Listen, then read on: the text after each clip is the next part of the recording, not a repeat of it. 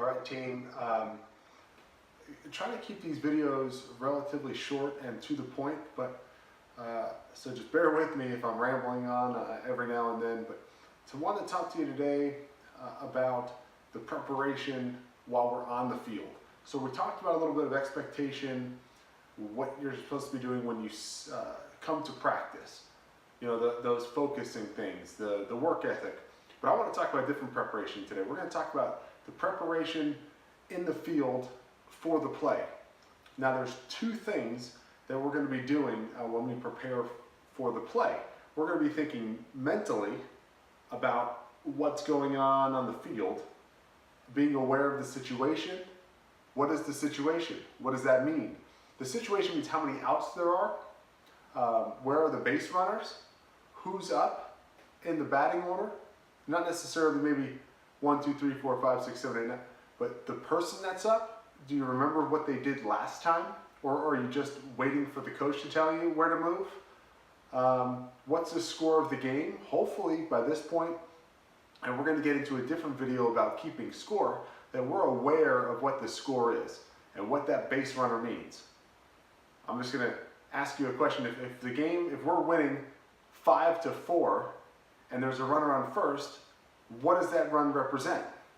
What is the batter at home plate, what does he represent? So this is all part of the situation and us having to recognize what it is we need to do before the play. Now I mentioned the first couple things. How many outs there are. That's kind of big, right? If there's 2 outs, we know we just got to get one. We got to make a play somewhere to end the inning. If there's no outs, let's get the first one. If there's a runner on base, where's our play based on how many outs there are? So these are things that we can talk about, but and go over these different situations. But for the sake of this video, 2 things we have to do to get ready before the play. One is the mental part. Okay, I just mentioned that. Be aware of the situation. Number 2 is physically, how do I get ready? Now the play obviously doesn't start until the pitcher puts the ball in play, engages the rubber, can either pick off if there's a runner on base or go home. We're paying attention to this. And before this, we're kind of being relaxed. We talked about this in the field. You can have a hand on your hip. This is how I used to be. I used to just stand in one spot, looking around, looking at the other outfielders. If I was playing the outfield, if I was playing the infield, maybe talking to some guys because I played some first base. But just kind of watching the pitcher, keep my eyes on him, but being relaxed. Now, if there's nobody on base and the pitcher is in the windup, I'm going to wait until he's into his windup, starts to go, and then I'm going to creep in a little bit. We've talked about this prep step before the play. The way I did it, I started with my glove foot, so the same foot on the same side of my body as where my glove is. I'm going to start with that one. I'm just going to go 1, 2, 3. And I'm going to land that third step hopefully when the ball is crossing home plate. Why when the ball crosses home plate? Because that's when the ball is going to get put in play. So I want that last foot to land as soon as the ball is potentially getting put in play. That way I can react and go either way. What kind of position am I going to be in? I'm just not going to go 1, 2, 3. 1, 2, 3. I'm going to get into a position where I'm athletic again, where I can move left, right, forward, backward. I can jump if I have to. I want to land in that kind of position. I'm ready. I'm anticipating the ball coming to me. That's another part of the mental side. And when we're getting ready is I want the ball to come to me. I hope they hit the ball to me. I'm going to be disappointed if they don't. So we need to make sure that we're ready for it every single time. And we just kind of engage our body, get our body's momentum going by creeping into the pitch, getting ready for the play. Now this can be done in any position really besides pitcher and catcher. Okay, the catcher's doing his thing, pitcher's doing their thing, but in the field if we're playing first base, third base, second base, shortstop, all 3 of the outfield positions, we can start however we want. We can put our hands together, okay, we can kind of be spread out with our feet. I don't care what you're doing. Watching the pitcher, but when he's ready to go, we're in there. Anticipating the ball coming to us, ready to move. Now, let's continue with the play a little bit. I said this is about preparation, but now let's continue with the play. I said ideally, I want the ball hit to me, I want it. So if it's hit to me, great. I go for it. It's my opportunity to make a play. Where that play goes, I've already thought about it in my head. I've already thought about it. I shouldn't have to get the ball and go, where are they telling me to throw it? Where's the play? Guys, somebody help me out, where's the play? I should have already thought about this ahead of time. So I know, say I'm playing shortstop, okay? And I know there's a runner on first. My first thought, if the ball's hit to me, is we're gonna get the lead runner at second. So I'm thinking, ground ball hit to me, I'm going 2. Fly ball line drive, I'm checking 1, because that's where the runner's at. I'm checking first, seeing if we can double him up.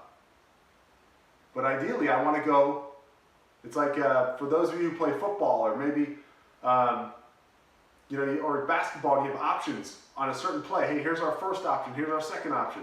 We can even have contingency plans here, second options. So again, I'm playing shortstop, there's a guy on first. Think about it, where's my play? If you say shortstop, or second base, sorry, that's our first option. We want to try to get the lead runner.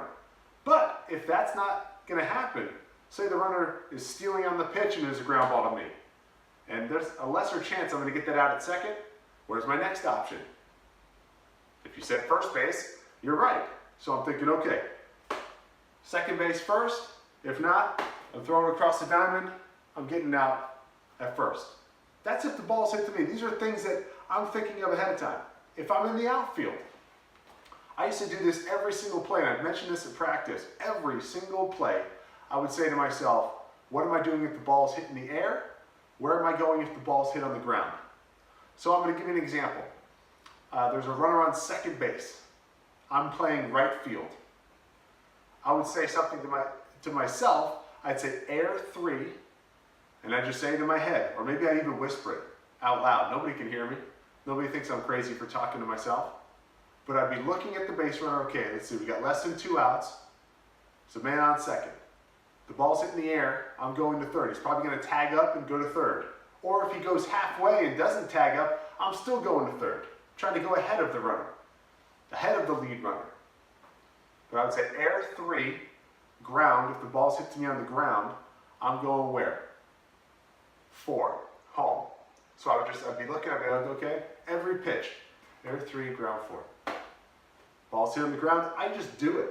Now if the ball's hit over my head and I have to go chase it, totally different scenario. I'm getting it into the cutoff man, and they're letting the throw go to wherever it needs to go as the play develops.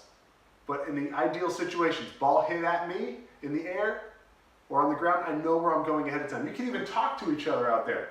Hey, ball's hit in the air. We're going third. He's tagging up. If it's hit on the ground, we're going home. Same thing in the infield. If you guys are talking, hey guys, plays at second. All right, if you don't have it, we're coming to first. And you can talk to each other that way. Tell each other where the play is. Don't wait for us from the dugout to go, hey guys, plays at first. I don't want to have to do that. I want you to think about the game. Now, one other point about this is during the play, if the ball is hit at us, great. But what do we do if the ball's not hit at us? Most of the time, it's probably not going to get hit at us. So we need to be moving on every play. We are going to be in every play. I want to get into every play. I don't want to just sit there, getting ready, ball's not hit to me, and I just stand here like this. Okay, and watch the rest of my teammates make a play and do something. I want to get in it somehow. So how do I do that? Well, here's the way to do it. If the ball's hit at me, I'm thinking ball, right? And I'll back up a second. 2 things you're going to think of. It's either ball or throw. Ball or throw. What does that mean? If the ball is hit to me or near me, meaning the guy next to me, I'm going to either be going after the ball or backing up the ball. Let's use an example here. Say I'm playing shortstop again, and the ball's hit the third base or towards the third baseman. It's not hit at me, so I'm not just going to stand there and be like, oh, it's not hit at me. But it's hit close enough to me where I can back him up. So I'm still thinking ball. I'm going towards the ball. Now, same play, say I'm playing right field. Ball's hit in play to the third baseman, and I'm thinking ball. Okay, can I do anything with the ball? No, I can't go back up the third baseman. I'm playing right field. So I'm thinking ahead. Where's the throw going to go? Third baseman gets the ball, and he's going to probably throw where? To first. So I'm playing right field. I'm busting my butt to back up the throw because I know the throw is coming to first. So I don't have to wait for the third baseman to get up and throw it. The ball's hit the third, I'm taking off to back up first because I'm thinking ahead. Ball or throw? Am I backing up the ball or am I backing up the next throw? Let's use the same scenario. I'm playing right field and now there's a ball hit to the center fielder. Okay, where should I go? Let's think ball first. Can I back up the ball? Absolutely. Is the next guy over from me? I'm going to help him out. I'm going to back him up. He's going to make a throw somewhere, but I've done my job because I backed up the ball. Now remember, once we do our job initially, the play is not over until somebody calls timeout or there's an out and the bases are cleared. The ball is still in play. So I want you to think that this ball is in play the entire time. We're not giving up on it. It's not hit to me, okay, I give up. I'm just going to look at the grass here. What's going on? We're in every play until the play is dead. Understand? So every move you make, every backup, every throw that you're making is vital because the ball is still live. And we need to continuously be moving to find out where we have to be next. Maybe I went all the way over. Let's go to this example again. I'm gonna try and land this this video here and end it, but I'm coming up with more situations on the fly here. So let's say I'm playing right field again, balls hit the third. Well, my initial thought was, okay, balls hit the third, I gotta back up first because that's where the throw is gonna go. But say now it gets past the third baseman. He made an error and it goes into left field. Do I just go, oh, I was backing up first? No, where's the new play gonna go? The left fielder's gonna get it and maybe throw to second. So now I'm altering my destination. Now I'm backing up second base. So things can change throughout the play. So if we said anything during this video, it's prepare before the play of what we need to do, what the situation is, and where the ball needs to go. When the play actually happens, I have to think, am I going to the ball or am I backing up the throw? And let's continue the play, continue to be in the play until the play is finally over or everything is something, it's called time, or time is called, I'm trying to say, and the play is over. Thanks guys for listening. Talk to you again.